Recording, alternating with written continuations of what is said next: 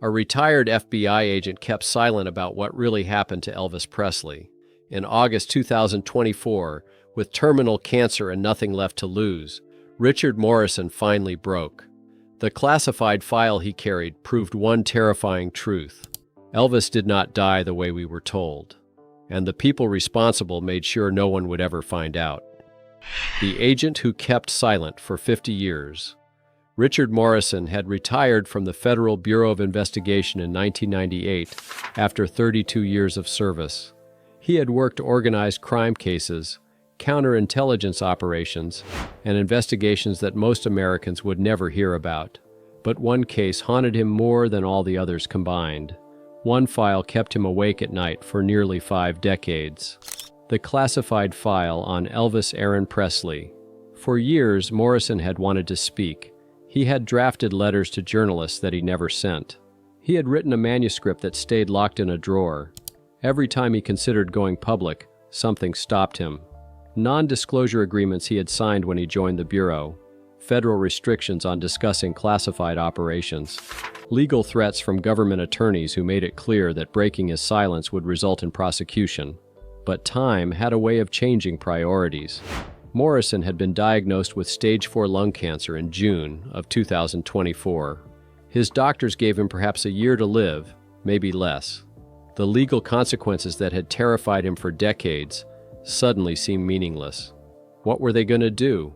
Arrest a dying man for telling the truth about something that happened almost 50 years ago? So Morrison reached out to a journalist he trusted. He agreed to tell everything he knew about the Elvis Presley file, not the sanitized version the FBI released through Freedom of Information Act requests, not the celebrity gossip that tabloids had published for decades, the real story, the classified information that the government had worked very hard to keep buried. What Morrison revealed would shock anyone who thought they understood Elvis Presley's life and death. The file was not about drugs or wild behavior. It was not about celebrity excess or personal scandals. It was about something far more serious and dangerous. Elvis Presley had been involved in a federal counterintelligence operation that few people in the government even knew existed. The Elvis file was massive. Hundreds of pages of surveillance reports, wiretap transcripts, photographs, and informant testimony. Morrison expected to find evidence of illegal activity or suspicious associations. Instead, he found something that changed his entire understanding of the case. Elvis was not under investigation. Elvis was working with the FBI. The cooperation had started in 1968 after a private meeting between Elvis and FBI Director J. Edgar Hoover. Elvis had volunteered to provide intelligence on organized crime connections in the entertainment industry. He had access that federal agents could never get. He was trusted by people who would never talk to law enforcement. He could observe and report on illegal activities from the inside. Morrison's job was not to investigate Elvis. His job was to serve as Elvis's handler, to receive the intelligence Elvis provided, to assess the reliability of the information, to coordinate with other agents who would follow up on the leads, and most importantly, to keep Elvis safe while he was helping the federal government. But as Morrison dug deeper into the file, he realized that keeping Elvis safe was going to be nearly impossible. The people Elvis was providing information about were not small-time criminals. They were powerful figures in organized crime, casino owners, money launderers, men with connections to violence and corruption at the highest levels. These were people who did not forgive betrayal.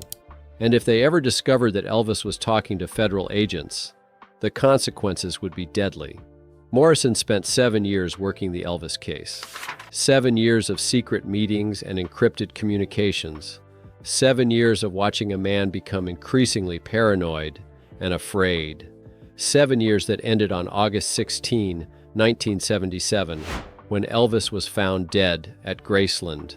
The official story was accidental overdose, heart failure complicated by prescription drug use, a tragic end to a troubled life.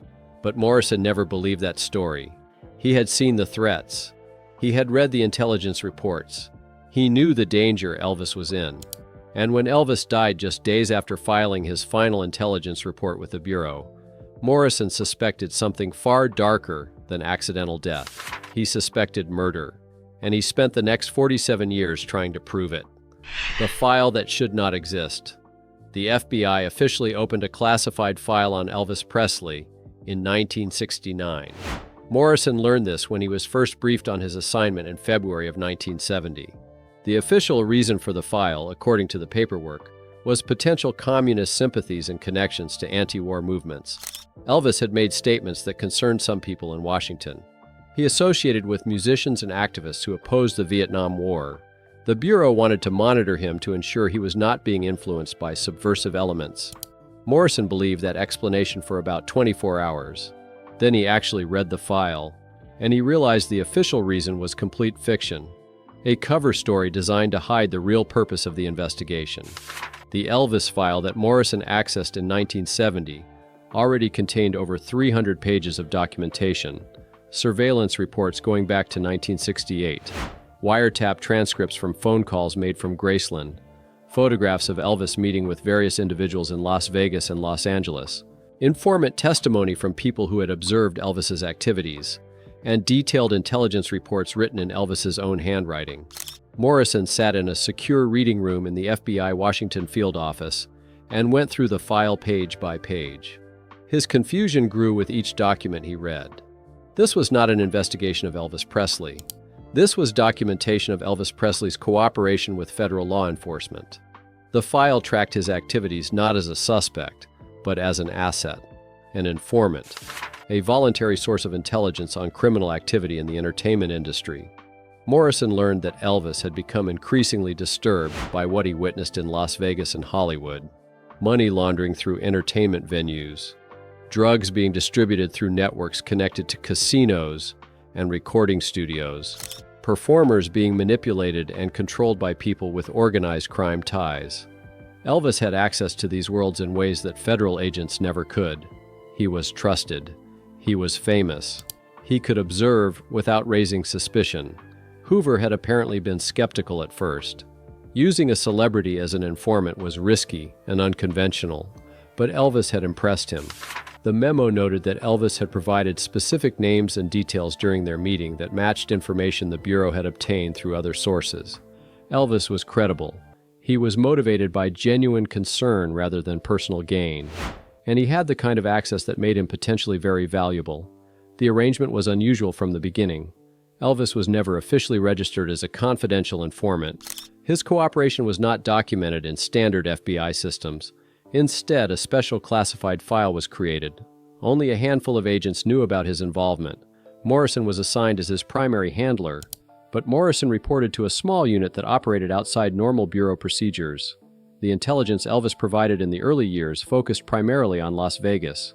He had begun performing regular engagements at the International Hotel in 1969. The residency put him in constant contact with casino owners, managers, promoters, and entertainers. Many of these people had connections to organized crime families that controlled significant portions of the Las Vegas economy. Elvis documented everything he observed: conversations about illegal gambling operations, money being moved through complicated schemes to avoid taxes and hide criminal proceeds, performers being pressured to work for certain venues or certain managers, drugs being supplied to entertainers to keep them working despite exhaustion or illness, threats made against people who did not cooperate with the system. Morrison read through dozens of intelligence reports written in Elvis's distinctive handwriting. The reports were detailed and specific: names, dates, locations, amounts of money, descriptions of illegal activities. Elvis was not providing vague rumors or gossip. He was documenting criminal operations with the precision of a trained investigator. The FBI used Elvis's intelligence to open multiple investigations. They corroborated his information through surveillance and wiretaps. They identified targets for further investigation. Several significant organized crime cases in the early 1970s included evidence that had originated from Elvis's reports, though his involvement was never disclosed even in classified documents shared with prosecutors. But Morrison quickly realized that the operation carried enormous risks. Elvis was providing information about dangerous people, men who had killed before and would kill again to protect their operations. If anyone discovered that Elvis was talking to federal agents, his life would be in immediate danger. The file included assessments of those risks. Security analysts had evaluated potential threats to Elvis if his cooperation became known. The conclusions were disturbing. Elvis would be considered a high-value target for retaliation. His fame made him visible and relatively easy to find. Graceland was well known and not particularly secure by the standards required to protect someone in witness protection. If organized crime figures wanted to reach Elvis, they probably could. Morrison raised concerns about Elvis's safety in his early reports. He recommended increased security measures. He suggested that Elvis should consider reducing his public profile until certain investigations were completed. But Elvis refused to change his lifestyle. He continued performing. He continued living at Graceland. He continued associating with people in the entertainment industry, many of whom had the very connections that made him valuable as an informant. The file documented this tension throughout the early 1970s, Elvis providing valuable intelligence while simultaneously putting himself at greater risk with each report he filed. The FBI benefiting from his cooperation while struggling to protect an asset who refused to accept the restrictions necessary to keep him safe. And they had failed to provide adequate protection for a man who was risking his life every single day. The Vegas connection. Elvis Presley's Las Vegas residency began in July of 1969 at the International Hotel. The engagement was supposed to mark his triumphant return to live performance after years of focusing on movies. Fans saw it as a comeback. The FBI saw it as an opportunity. Las Vegas in the 1970s was essentially controlled by organized crime, and Elvis was walking straight into the heart of it. Morrison studied the intelligence reports Elvis filed during those first months in Vegas. The level of criminal activity Elvis documented was staggering. Casino owners with direct ties to crime families in Chicago, New York, and Los Angeles. Managers who laundered money through entertainment contracts.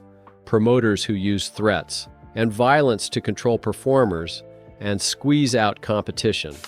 Elvis was perfectly positioned to observe all of it. He performed at the biggest venues.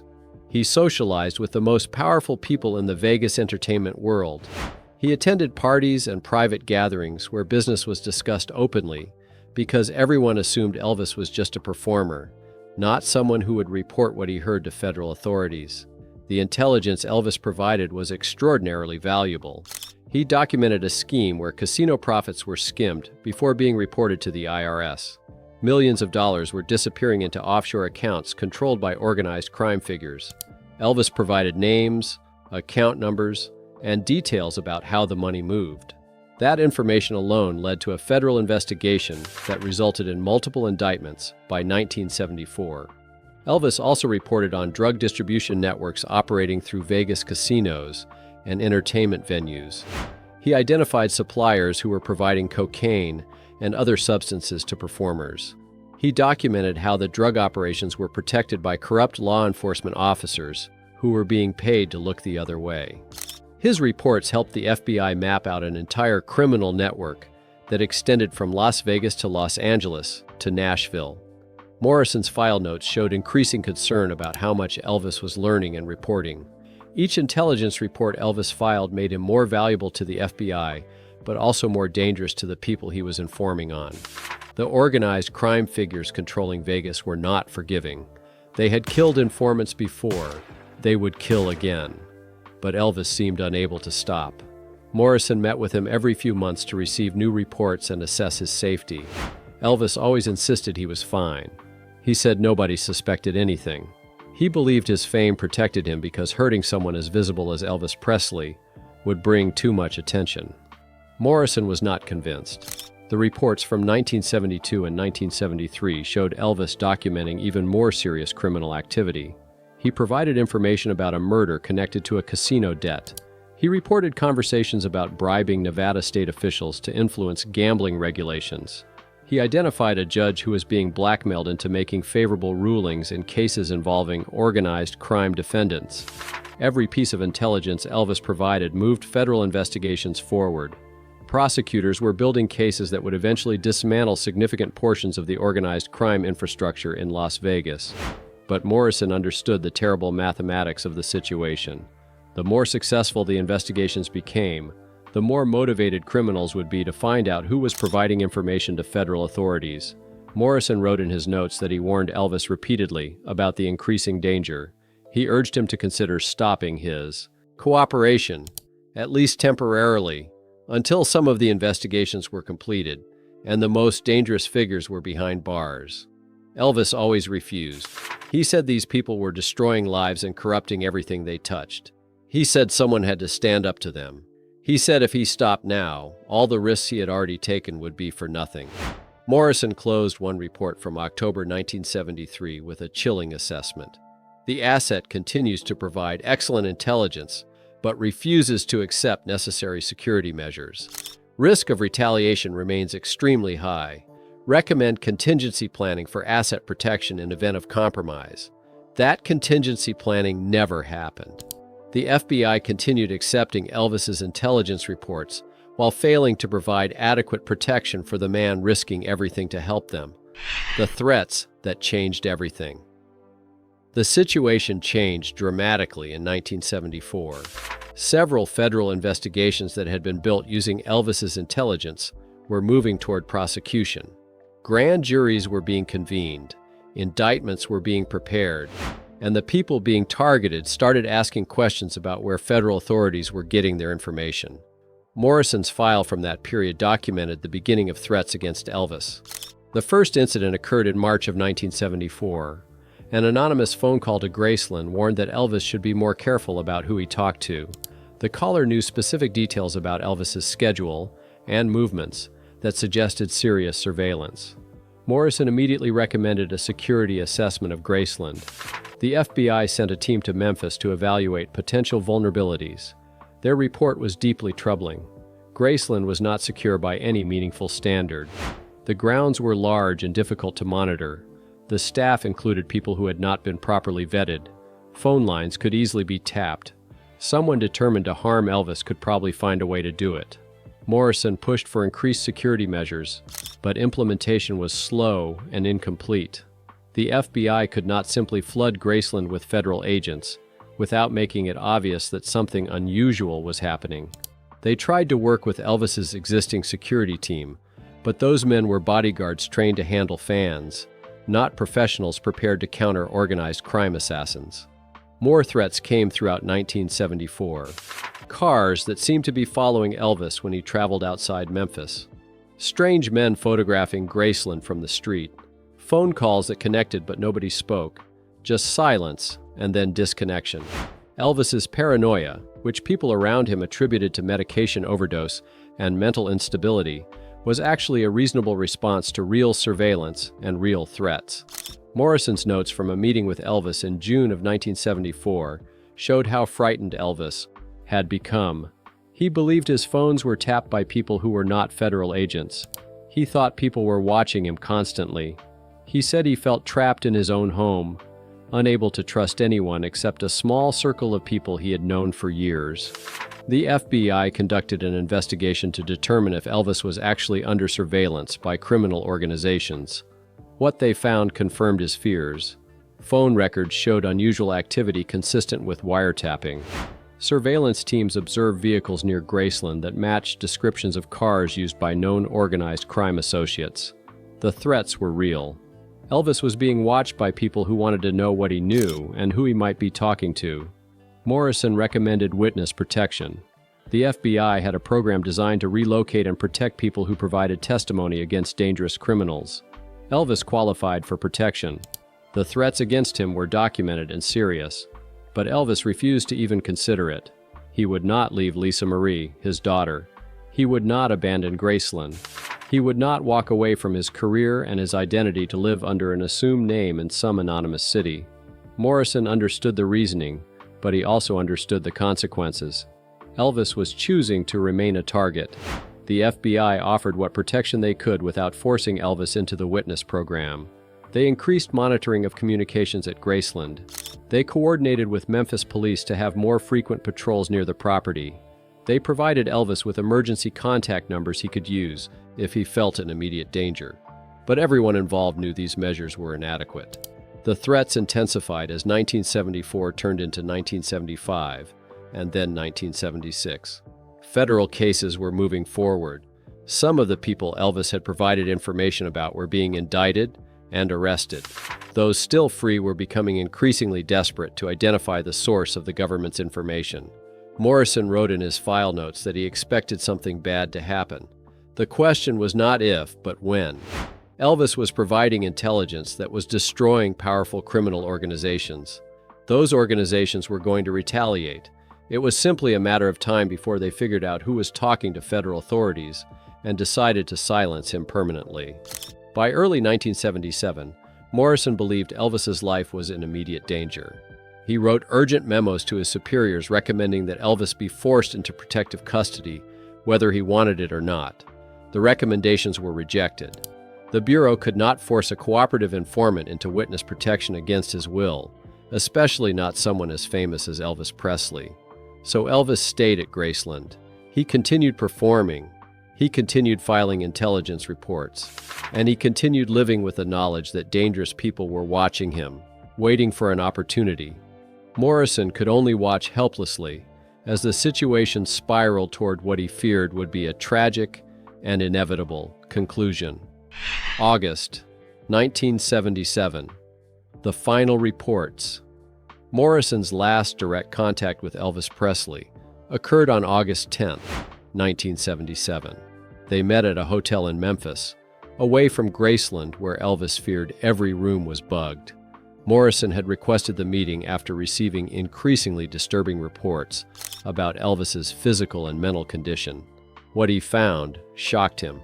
Elvis looked terrible. He had gained significant weight. His face was puffy and pale. His hands shook. But more disturbing than his physical appearance was the fear in his eyes. This was not the confident performer Morrison had first met 7 years earlier. This was a man who looked defeated and terrified. Elvis told Morrison he could not continue living this way. The constant fear was destroying him. He could not sleep without pills. He could not function without medication to keep him alert during the day. He felt trapped between the criminals who wanted him dead and the FBI who wanted him to keep providing information. He said he was tired of being afraid every moment of every day. Morrison tried to reassure him. Several major cases were close to conclusion. Once indictments were finalized and certain people were arrested, the immediate danger would decrease. Elvis just needed to hold on a little longer, but Elvis seemed unconvinced. He looked at Morrison and said something that would haunt the agent for the rest of his life. He said he did not think he was going to survive much longer. Despite his fear and exhaustion, Elvis filed one final intelligence report on August 12, 1977. The report documented a conversation he had overheard about witness intimidation in an upcoming federal trial. Someone was planning to threaten family members of potential witnesses to prevent them from testifying. Elvis provided names and details that the FBI could use to protect those witnesses and strengthen their case. It was the last intelligence Elvis Presley ever provided. 4 days later, on August 16, 1977, he was found dead in the bathroom at Graceland. The official cause of death was cardiac arrhythmia, essentially heart failure. The contributing factors listed were his weight, his high blood pressure, and the multiple prescription medications found in his system. Morrison was in Washington when he got the news. His first reaction was not surprise, but suspicion. The timing seemed too convenient. Elvis had just filed an intelligence report about witness intimidation. Now he was dead. Morrison immediately suspected that someone had finally gotten to him. The FBI conducted a quiet investigation separate from the official autopsy. Morrison was not directly involved, but he saw some of the reports. The toxicology results showed multiple prescription drugs in Elvis's system, but they also showed something unusual. 2 substances were present that Elvis had not been prescribed by any of his doctors. The amounts were small enough that they were noted, but not considered significant in the official reports. Morrison pushed for further investigation. He wanted to know where those unprescribed substances came from. He wanted to know if someone had given Elvis something that contributed to his death. He wanted interviews with everyone who had access to Elvis in the days before he died, but his requests were denied. The Bureau did not want to pursue a murder investigation involving Elvis Presley. The complications would be enormous, the media attention would be overwhelming, and there was no clear evidence of foul play, just suspicions from an agent who had become too emotionally invested in protecting his informant. Morrison wrote a detailed report outlining his concerns. He documented the threats against Elvis. He noted the suspicious timing of his death. He highlighted the unexplained substances in the toxicology report. He recommended that the case be investigated as a possible homicide. His report was classified and filed away. As far as Morrison knew, nobody ever followed up on his concerns. The truth, the government hid Morrison, spent the next 47 years trying to get the Elvis file declassified. He filed formal requests starting in 1980. He contacted congressional oversight committees in the 1990s. He reached out to journalists and researchers who were investigating Elvis's death. Every attempt was blocked. The FBI refused to acknowledge that any classified file on Elvis Presley even existed beyond routine background checks. When Morrison persisted, he received visits from government attorneys who reminded him of his non-disclosure agreements and the legal consequences of revealing classified information. The message was clear: keep quiet or face prosecution. The official explanation for keeping the file classified was always the same: national security concerns. The file allegedly contained names of people who were still alive and still subjects of ongoing investigations. Revealing Elvis's cooperation might compromise other operations or put other informants at risk. Morrison knew these were excuses. The real reason was simpler.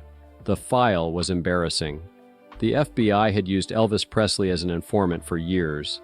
They had accepted intelligence from him while failing to provide adequate protection. When he died under suspicious circumstances just days after filing his final report, they had declined to seriously investigate whether he was murdered. The file documented institutional failure and possible negligence that led to the death of one of America's most famous entertainers. Morrison believed strongly that Elvis's death had not been properly investigated.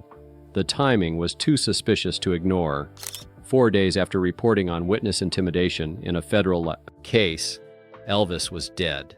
The people he had been informing on had the motive, the means, and the connections to arrange his death and make it look like an accidental overdose. The substances found in Elvis's toxicology that he had not been prescribed were particularly troubling to Morrison. In small amounts, certain drugs could trigger cardiac arrhythmia in someone with Elvis's existing health problems. An assassin did not need to pump someone full of poison. Just a small amount of the right substance could cause a heart attack that would look natural given the victim's medical history. Morrison tried to identify who had access to Elvis in the days before his death. Who could have given him something without raising suspicion? The problem was that dozens of people were in and out of Graceland regularly. Doctors, friends, staff members, business associates. Any of them could have been compromised or threatened into helping. Without a real investigation, there was no way to know. The official narrative of accidental overdose served everyone's interests. Elvis's family could maintain some dignity by blaming prescription drugs rather than murder. The FBI avoided scrutiny of their failed protection of an informant. The criminals who might have killed him were never investigated or charged, and the public got a cautionary tale about the dangers of fame and drug abuse instead of the truth. Morrison's retirement from the FBI in 1998 did not free him to speak publicly. His non-disclosure agreements remained in effect for life. The government could still prosecute him for revealing classified information. Legal threats and fear of imprisonment kept him silent for 26 more years. But in June of 2024, Morrison was diagnosed with terminal cancer. Doctors gave him months to live. Suddenly, the legal consequences that had terrified him for decades seemed meaningless. What could they do to a dying man? The truth mattered more than protecting institutions that had hidden it for nearly half a century. So Morrison broke his silence. He contacted journalists he trusted and told them everything about the Elvis Presley classified file. He revealed that Elvis had worked with the FBI for years. He documented the threats Elvis faced and the inadequate protection he received. He explained his suspicions about Elvis's death and why it was never properly investigated. Morrison knew he would probably face legal consequences, The government would not be happy about a former agent revealing classified operations. But he was 78 years old with terminal cancer. They could threaten him, but they could not silence him anymore. The truth was finally coming out. Elvis Presley had not died because of drugs or poor health decisions. He had died, Morrison believed, because he helped his country. He had provided intelligence that damaged powerful criminal organizations, and when those organizations decided to retaliate, the FBI had failed to protect him. The classified file proved it. And now, finally, the world would know what really happened to the king of rock and roll.